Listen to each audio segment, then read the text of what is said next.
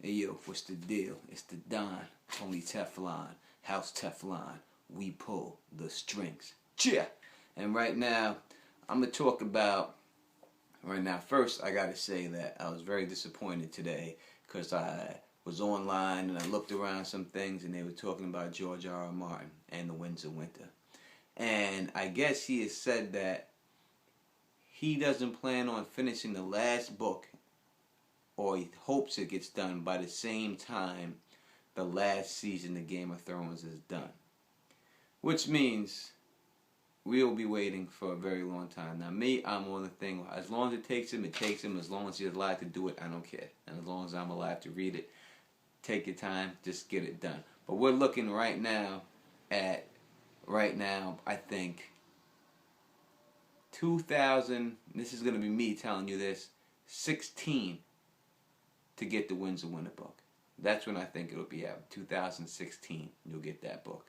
So if you're looking for it next year, the year after, it's not going to definitely be next year because he's got, 3 books coming out next year, these little novel letters and all that stuff, so he's not doing it then. So you got to figure it's about then. He'll put 2016, we'll have to wait before we get to hear anything on the Winds of Winter.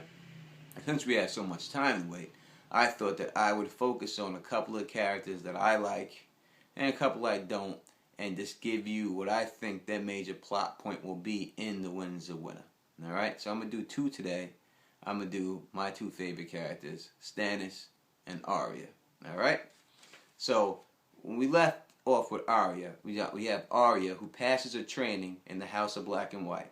She also learns how to tap into her walking abilities thanks to the kindly man who helps her get through all these situations and helps bring that out of her. Alright, he passes her off to a guy named Isbro, or whatever you want to call it, right? Isbro, I think you would pronounce it. I can't pronounce all these names. It's kind of crazy. I'm from Queens, New York. Right? He seems like he's a new character, but to me, I really believe that we have seen him before. Now, who I believe he is, if you remember that guy, Tobho Mott, alright? Tobho, T-O-B-H-O, Tobho Mott. The blacksmith from King's Landing, the one that Gendry worked for, was Gendry's former boss. Now, I believe that dude they're the same people, and that's their House of Undying's connection to King's Landing. And the reason why I believe that is, if you look at the doors on the House of Undying, it says the doors described as wooden doors, 12 feet high, carved. 12 feet high and carved. The left is weirwood, the right is ebony. And there's a moon in the center of each door, black on ebony on weirwood and weirwood on ebony on both doors.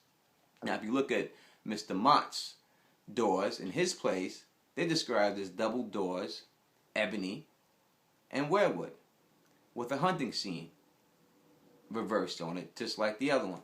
So, listen, I know that this is a shot in the dark, and I'm not saying that this is something that is definitely going to happen, or if that's theory. This is just something, I read and thought about, and I believe that they're the same person. I don't think this is just a coincidence or a style choice that this guy's doors match that door. I think it's a symbol that he either is that dude or he's connected to him, affiliated with it.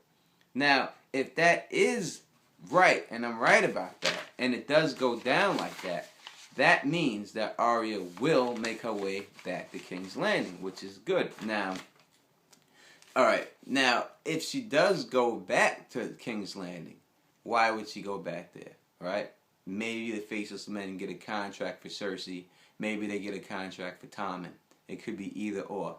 Now, if they do get a contract for Cersei or Tommen and Arya is there, she's not going to be allowed to kill him because you're not allowed to kill people that you know, which I think could lead Arya to turning on the Faceless Men, because we know she wants to kill at least Cersei. Turning on them and not becoming a part of them anymore and killing these people, something like that. But why would they send her to King's Landing to begin with? Who would the Faceless Men want to kill? And that's really what you have to think about. Now, if you look at the Faceless Men, they look at taking people's lives as a gift. It's a gift to give them death. And that's what their whole faith is based around. And when you look at Qyburn, the Meister, who does all these rising the dead type things with Sir Strong, and all these things, necromantic type stuff, I would think he would be their #1 enemy, because he's trying to bring people back to life. So I think it's possible she can get a contract to go kill him while she's out there to kill this person, to kill him. While that's going on, I think that she would then want to kill Cersei and not be allowed to do it. Leave the Faceless Men, execute Cersei, execute Qyburn, kill them all. And that's where I think that Arya is going on her journey then when it happens on the Winds of Winter. So if you agree with me, you do. If you don't, put it down in the comments, and then we can talk about it and go on with that. Now, my other favorite character, Stannis, the true King Baratheon, first of his name. The Battle of Ice, they call this, right? So we think about it like this. Now, before Jon got killed trying to be Caesar, you know what I mean? Obviously, Julius Caesar, that's what he tried to be like. He wanted to give all the stuff to the poor people like Caesar did, and then he got executed kind of like Caesar did by his own people, right? So he is Caesarish and stuff. That's the way I look at Jon and stuff like that, right? Now, before he got himself killed trying to be like Caesar, he got a letter from Ramsay, right? And this letter saying that he killed Stannis and he locked up Mance Rayder. Right? That's what he says. And he demands that Jon swears fealty to House Bolton if he wishes to keep the Night's Watch going. Now, I have made this case clear before that I do not believe that he had wrote this letter, that Stannis actually wrote the letter. I will go through it real quick. If you listen to my other videos, then you know how I feel about it. But I can give it to you like this. People say Stannis didn't write the letter because of the pink wax. Where did he get the pink wax from? Well, the Maester that he captures in his hold in the Winds of Winter chapter is from the Dreadfort. He knows he's from the Dreadfort, right? So then they say, how would he know about Mance Rayder and Abel and all the Spearwives? How would he know these things? Well, it's pretty easy. In the Winds of Winter chapter, when Theon's sister comes in there, he starts blabbing, and he starts talking about all the Spearwives and Mance Rayder and tells everything like that. Also, Stannis also says to him that while he's doing that, when they want to kill him, he goes, no, I need him. He's got to be alive right now. He's more valuable to me alive than dead. So we got to keep him alive right now. I need to question him. So that's how Stannis would know all that. I believe Stannis wrote the letter. Now, even if Stannis didn't write the letter and Ramsay did, we know for a fact that that letter is just nothing more than a bluff. How do we know that? Because in the letter he's asking for Reek, and if you read the other Winds of Winter chapter, he would have Reek because Reek was with Stannis. And that was it. Now, the best thing we have to think about when I think about this Battle of Ice is natural defense.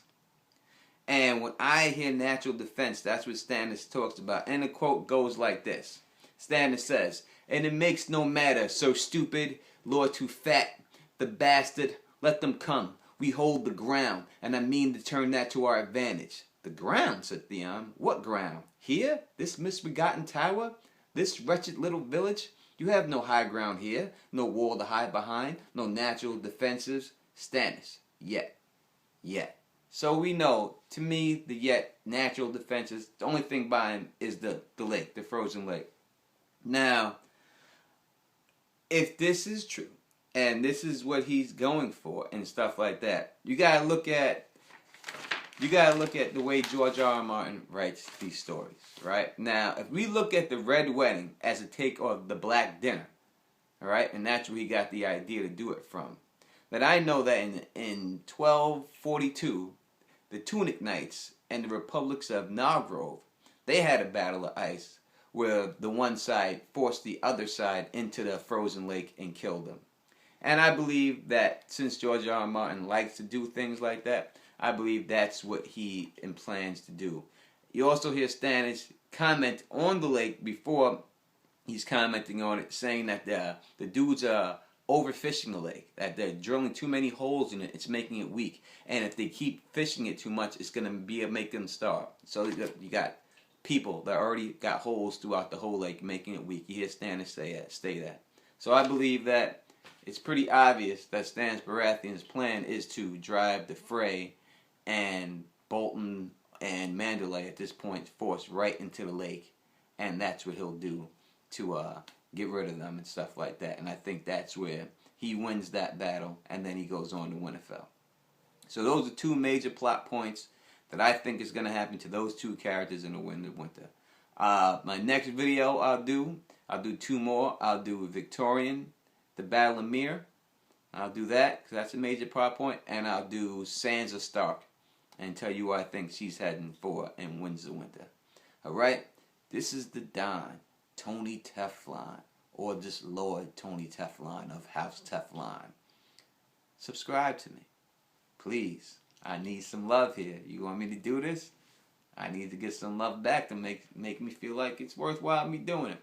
You know what I mean? So, subscribe to me, give me some comments, and if anyone's interested in doing a video with me, and then posting it up there, I'm all about it. Hit me on the inbox. It's the Don, Tony Teflon. Peace. We pull the strings.